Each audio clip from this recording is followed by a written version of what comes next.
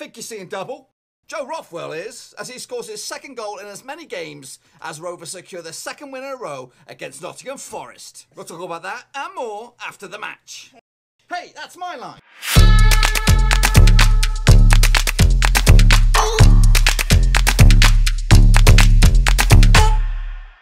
That's right, folks, back once again with another match review, this time looking back at Blackburn Rovers win at Nottingham Forest, and we'll get to that in just 1 second. If you're new to the channel, smash that subscribe button, keep you bang up to date with all things Blackburn Rovers related, championship related, world football related. We're going to all here under one roof. Now, before we take a look at that, just want to big up the old Easter Monday live reaction Twitch show, where we'll have a look at Bolton at Rovers on Good Monday. I'll be on Twitch doing it for the whole match. You can catch me and my reactions. And it's not just that, plenty of stats and all that kind of good stuff. Live reaction show on Twitch. Link to that sucker in your description below. So look forward to doing that as we try something a little bit new on the channel.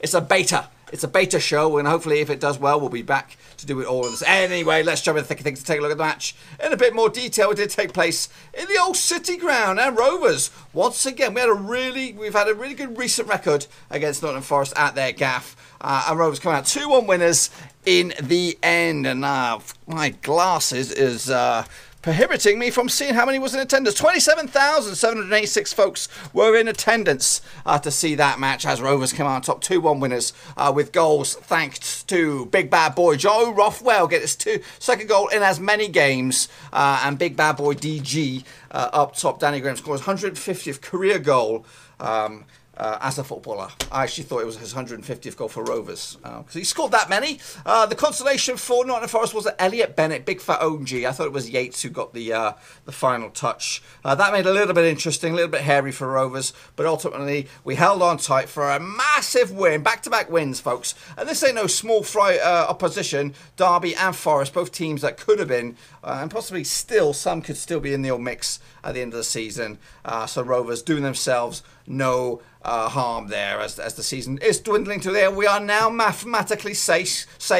So perhaps we'll see some experimental lineups in the final 4 games of the season. And there's still points to be won. The Gaffer wants 60 total points. We are now just 7 shy of that tally with 12 to play for. And it's still mathematically possible for playoffs, folks. But let's not get ahead of ourselves. It will not happen because the points are obviously the teams above us will break our hearts if we start looking at that. Anyhow, let's have a look at some of the stats down here. 22 shots for Forest on the day, 15 for Rovers. They also had more possession, 57% compared to our 43. They also had better successes with their passes.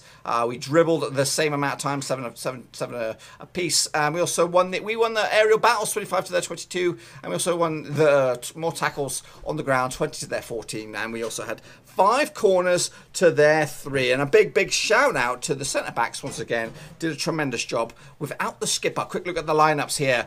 Even with Pele in the lineup, we did a number on him. Pantilimon in goal, Colback, Robertson, Wague, and Byram at the back with Pele. There he is. He had some nice little moments, trying to create something for Forest, but nothing really to get excited about. Yates as well. Lolley. Appiah's on the left-hand side, but there's no picture of him on foothead. That's why there is nothing there. And Cash, who was ripping Amari Bell a new one all day long, and Grabban up top, who was a bit of a ghost today. You didn't really see much of him. As for Rovers, rivals in goal, Amari Bell, Williams, Lenihan, and Bennett, the flag back forward. Done a really good job, but it was a little nervy. We'll give you my match ratings in a minute because some of these guys stood up and some of them were a little bit lackluster. Evans was in place for Harrison Reed, who picked up a knock, I think. Travis as well was in there. Dak Rothwell, who's doing the bits right now. Joe Rothwell, Armstrong, and Big DG up top. And a quick look at my match ratings. A bit of hodgepodge as well. Right with a 7. Amari Bell. Frustrated. It can be amazing at times, or amazing is a bit of an overstatement. It can be very good at times, and he can also be a bit ropey. Going forward, I think he's pretty good, and he can cause problems. But he can be his awareness, his urgency, his actual, just the alertness is pretty piss poor on occasion. And sometimes his passing was ropey. Williams got an 8. I thought he was a very strong centre back today. Him and Lenihan. perhaps maybe there's something there, you know, between these two. I think Williams has really stepped up the plate the past 2 games. Bennett as well, the right hand side. He's not a right back, folks. I don't care what you say, but he is a leader. And he does do it all for the shirt. Definitely squad man for next season, Elliot Bennett. I just don't know where you're going to play him. Evans and Travis, who again is growing in game by game. He's just getting better and better, more confident. Dacky boy, back to his fruitful and jovial self. Causing all kinds of problems. Joe Rothwell, though, what can we say about him? What a goal. Wait till you see them highlights on the old YouTube channel on the Rovers. It's a belter. It looks like a cross. It's definitely got Charlie Mulgrew-esqueness on it. Adam Armstrong was a bit piss poor today. I didn't think he had a couple of chances. I'm giving a ropey 5, and Big DG up top, who is forever digging deep and causing all kinds of problems. A bit more stats here for you. 22 shots. We said that already. They had more passes than us, 475 to our 362. They had more touches as well, 678 to our 562. We made many clearances. Look at that orange blobness. That is Nottingham Forest's efforts. And then the big blue one is Elliot Bennett's goal, it looks like. Down at the bottom of the graphic there, you can see whereabouts the shots took place. 10 right foot shots by Rovers, 4 with the left foot, 12 left foots by Forest there, and 7 with the right, 3 headers. But yeah, it was a very active. The first half could have been a bit of a snore fest, but to be honest with you, that was fine by me because we were leading. As for the second half, it was end to end on occasion, and Rovers fortunately, we got the better of them. Quick look at the heat maps. If you're a heat map man just like me, you can have a quick look at where the sort of play was, the spread of the field, and where all the action took place. It looks like in the Nottingham Forest defence was the main area of action. Ryan was very busy as well.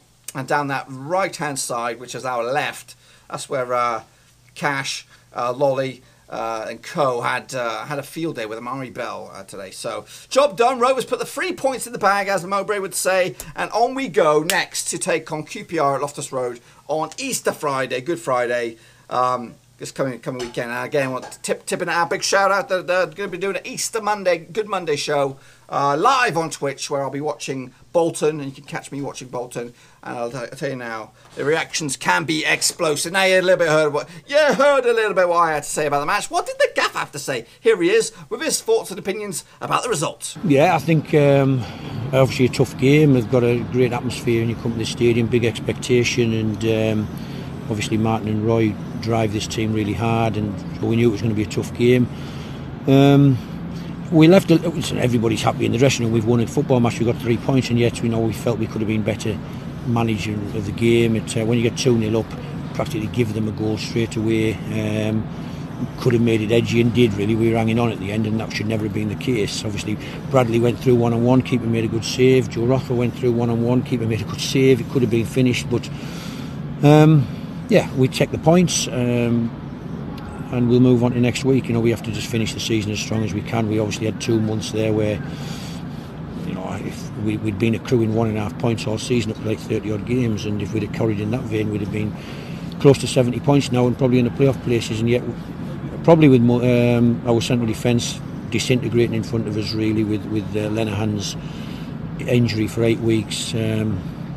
Too many soft goals, nobody really attacking the aerial stuff and defending like he did today, and we've fallen away. But plenty to build on, looking to strengthen in the summer, finish the season strong now that he's back playing, and let's see how we go. Which has been missing, I'd have to say, in the 8 weeks that he'd been out injured, and as I said, a little bit of a soft underbelly when teams did score a goal. Generally when we were in front, we caved in and lost 3 or 4 goals, and today that wasn't the case. And happy enough, and yet I wanted the team to function better and control the game better, and try to finish it off. And yet, this is Nottingham Forest. As I said, they're a huge club with a huge fan base, and great atmosphere in the stadium at times, and we had to try and dampen that. I thought we looked a constant threat, even though we had to dig in late on. I think, like we said, Rothwell, Dak, Graham, Armstrong all breaking away and creating trouble, and just happy to get the points. Joe's scored a great goal the other day as well against Derby. I see they won 4-0 today. It puts our result in context. We played against a good team, and so to beat 2 teams that are, East Midlands, that's Forest and Derby back to back. We're very pleased. We have our own ambition, and we've fallen a little bit away from that over the last 2 months, and yet we have to strengthen and build and make sure that we have some depth next year. And if a keyed player gets injured, then we've got enough room to cover for him as we move forward. Yeah, okay, and yet, as I say, we feel as if we've let ourselves down a little bit the last 2 months, because we were right on the cusp of the playoffs, you know, accruing just about 1.5 points a game if you balance it all out, and and then for 2 months, for 11 games, we managed to win 1 match, and as I said, generally a soft underbelly, too many goals going in. We'd lost our key defender. He's back now, and that stopped. Clean sheet against Derby, you know, a goalkeeping error today with the goal that we lost, and so we're fine. I think, you know, we've always felt we're fine in this division. It was about acclimatising back into the Championship, because this is practically the same team that played in League One for us, and they're doing great. And yet I do feel as if we're going to be right at the top end of League Championship next season. We need to find some players who will compete with this lot to give us some more depth when the injuries and suspensions do come along. Well, let's finish as strong as we can. I think, you know, in-house we'd always talked about, you know, minimum of 60 points, and I'm not sure where we are, 53. Can we get 7 more points from 4 games? We can, I think, but it's a big ask, of course. But we've got 2 home games. We've got Bolton at home, and we've got Swansea at home, who lost heavily today. So we're away at QPR, and a great test for us to go to Norwich. So looking forward to the last 4 games. I've just told the group in there we'll be blooding some young players from now on in, and we've got some very, very talented under 23s at our club, and we'll be giving them some opportunity, and looking forward to the next 4 games. Now you've heard a little bit what I've had to say. Fortunately, or would you Adam and Eve it? Would you Adam and Eve it? My Nottingham Forest fan was a no-show. Why is that? Just like the Derby fella. I'm sure if they won, they would have been right there, prompt on the money, and said, "Here you go, here's my review." But yeah. Anyhow, what else was going on in and around the Championship today? QPR put 4. That's our next opponents. 4 past Swansea, as they probably got themselves secure, I think, now. After Ipswich with the battling point, but they're down. They are relegated. Sheffield United slipped up as well against Millwall. This could be costly in their grand scheme of things. Reading with a valuable 2-1 win. Despite that win, we are secure. Derby 4-0 winners. They go back to winning ways over Bolton, who will be next down the drop, I think. Leeds 1-0 winners over Sheffield Wednesday on the late kickoff. Middlesbrough got themselves another valuable back-to-back wins for them over Hull City. Stoke can only manage a 2-2 draw with Rotherham. Aston Villa a 2-1 win over Bristol City, and West Brom 4-1 winners over Preston. Wigan take on Norwich tomorrow. Come on, Norwich! Let's do a number on them. Quick look at the table there. Norwich are still top of the pops, just 3 points clear now of Leeds. So a defeat for Norwich tomorrow would open the floodgates once again. Sheffield United 3 points adrift of Leeds now. It's getting very tight. West Brom 4th, Villa 5th, Bristol City 6th, and then the chasing pack. I would say playoffs is still on the cards from 9th upwards. Yeah, you could even maybe say 10th.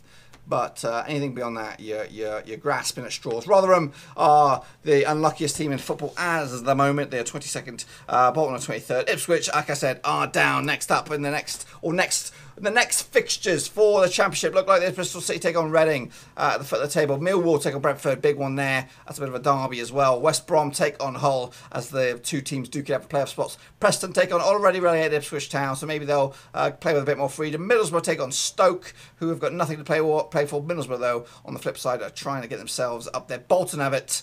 Really a backs against the wall match up against Aston Villa. Sheffield United up against Forest. That's going to be tasty for today's opponents. Swansea City take on Rotherham. Leeds against Wague. Come on, Leeds. Do a number on them punks. QPR take or host the mighty Blue and White. Birmingham take on Derby. And late kick-off, Norwich City against Sheffield Wednesday. Now, like I said, the opposition fans, no bueno. No chatting with them. But what did the fans from Rovers say on social media? Well, let's take a look. Russell Prescott said this: "Very good performance today. Love the pace on the wings. We now have Lenham becoming more dominant by the game, but yet again, Lewis Travis, the standout player on the park, was at the centre of everything for Rovers in attack and defence." Meanwhile, Mike Delap said this: "Rothwell, yes, I've not always been convinced by his end product and his influence on a game, but I've always said he's worth preserving with.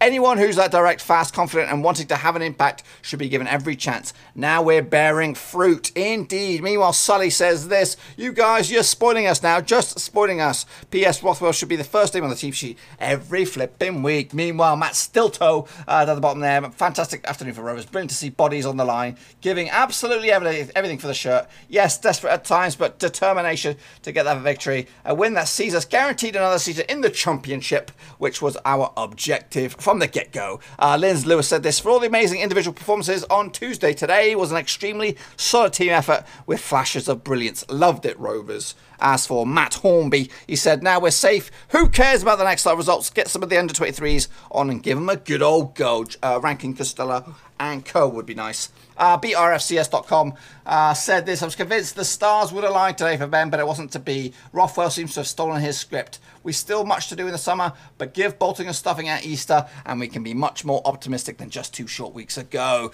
Bill Ingham said, good man, Tony, never doubted you. Now let's get some Rovers in over the summer and have an exciting season next year. Ben Lonsdale said this: DG, what a man. Uses his experience to help the younger lads weather their recent storm and comes out stronger. A true asset to the club. Big D, Derek Williams at the back there. 3 points to top it off. That's right, because he's responding to the 250th career club appearance. Oh, Derek, it's been there a while, hasn't he? Darryl Lenehan said this: Joe Rothwell at it again. Lads put in a good shift. Let's build on this and finish the season strong. And wrapping it up, Red Digger said this: that's it, we're safe. We have another season at this level. Well done, Rovers. My extra grey hair and short lifespan are probably worth it, and it was a job well done by Rovers. I would have taken a point gladly, no questions prior to kick-off. But yeah, next up though for Rovers, 2 winnable games in a short span on Good Friday and of course Easter Monday. And you can catch me live on Twitch. I'm plugging it once again, boys, against Bolton. Catch me. It's going to be. Hey, I know looking at this, it could be a bit of a snore fest, but I'm telling you, I've got some nice little cherries on top. You'll enjoy the show. Trust me. Trust me. I can't show you the game footage, obviously. They'll slap my wrist and they'll ban me before I get going.